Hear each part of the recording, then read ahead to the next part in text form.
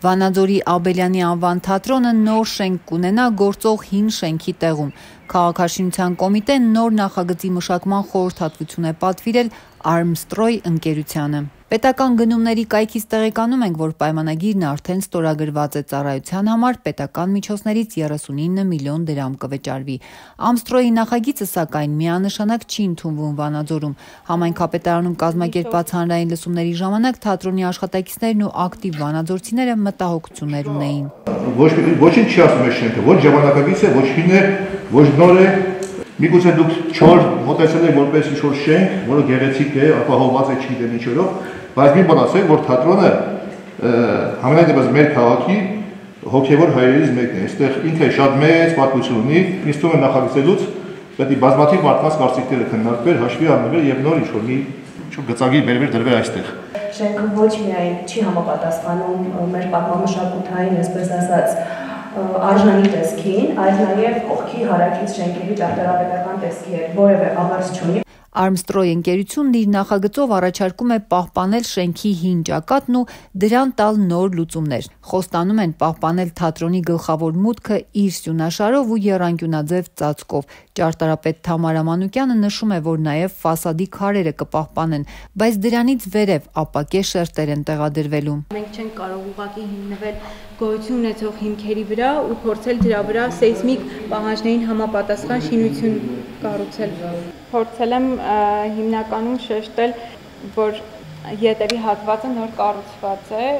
ապակիներով ու արդեն նոր տեքստուրաներով։ Այդ մեր այսպես ասած պատմական արժեքի ֆոնի վրա մենք նաև ուզեցել ենք ցույց տանք, որ մենք քայլում ենք նաև ժամանակին համընթաց, այսինքն հինը եւ նորը միավորել մեկ ընդհանուր բանում, այսինքն ընդհանուր գաղափարը եղել է դրանում։ Շենքի պատմությունը ճարտարապետության առաջարկված նոր լուծումներով մինչդեռ թատրոնի աշխատակիցները չեն պատկերացնում, թե ինչքանով այս լուծումը կհամադրի հին ու նոր արժեքները հարցեր առաջացրեց ոչ միայն թատրոնի աշխատակիցների, այլև ավականու անդամների շրջանում։ Ընդհանուր առմամբ պահպանվել է միայն մուտքի հատվածը, իսկ ամբողջ շենքը վիտրաժներից է կազմված, ինչը ընդհանրապես կապ չունի նախնական ճարտարապետության հետ։ Հիմա այդ վերևի վիտրաժային մասը նույնպես ինձ համար գոնե համոզիչ չէ, չգիտեմ երկրորդ լուծումը կուզենայի տեսնել։ Նոր շենքը կունենա երկու մեծ ու փոքր դահլիճ, պտտվող բեմ, գրիմանոցներ, հանդերձարաններ, հանգստի սենյակներ։ Ճարտարապետները թարմ լուծումների, քաղաքացիները կոնկրետ շինարարական մտահոգությունների մասին են խոսում։ Ավականու անդամները հիշեցնում են թատրոնի հարակից հրապարակն արդեն նորոգվել է, սալիկապատվել, լուսավորություն տեղադրվել։ Շուտով կավարտվի շինարարությունը, որի վրա պետական ու համայնքային միջոցներից ծախսվել է շուրջ 162 միլիոն դրամ։ Եթե շենքը քանդվում է, այդ ներդրումը վտանգի տակ չէ արդյոք։ Շատ միջոցներ ենք ծախսել այդ հատվածը բարեկարգելու համար եւ ցավոք ունենք նաեւ վատ նախադեպեր, երբ որ երկրորդ շինարարության ժամանակ մեր աշխատանքը փչացել է։ Տեղ բնութագրերի մեջ նշվի, որ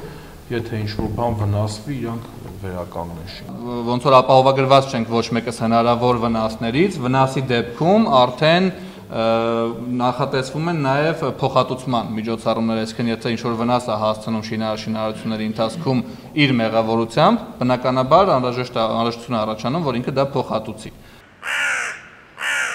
Իսկ ինչու ավելի վաղ հաշվի չի առնվել, որ թատրոնի շենքը կառուցվելու է եւ ինչու նախ մերձակա հրապարակն ու փողոցն են վերանորոգել, հետո միայն շենքի շինարարության մասին մտածել։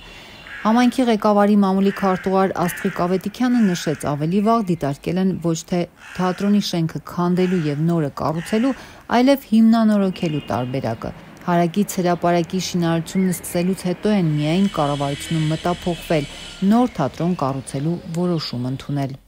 Արդեն աշխատանքի ընթացքում, երբ թատերական հրապարակը արդեն բավական աշխատանքներ կատարվել են, նոր պարզվեց, որ նաև թատրոնի շենքը տարբերակ կա քանդելու եւ արդեն տեսնում եք, մենք արդեն սուբվենցիոն ծրագիրը ավարտում ենք, նոր հանրային լսումներ են անցկացվում, թե դեռևս ինչ աշխատանքներ հնարավոր է անել։ Հանրային քննարկման մասնակիցները խոստացան, որ սա դեռ առաջին լսումներն էին։ Առաջիկայում դարձյալ կքննարկեն հարցն արդեն պատվիրատու կողմի Քաղաքաշինության կոմիտեի ներկայացուցիչների մասնակցությամբ։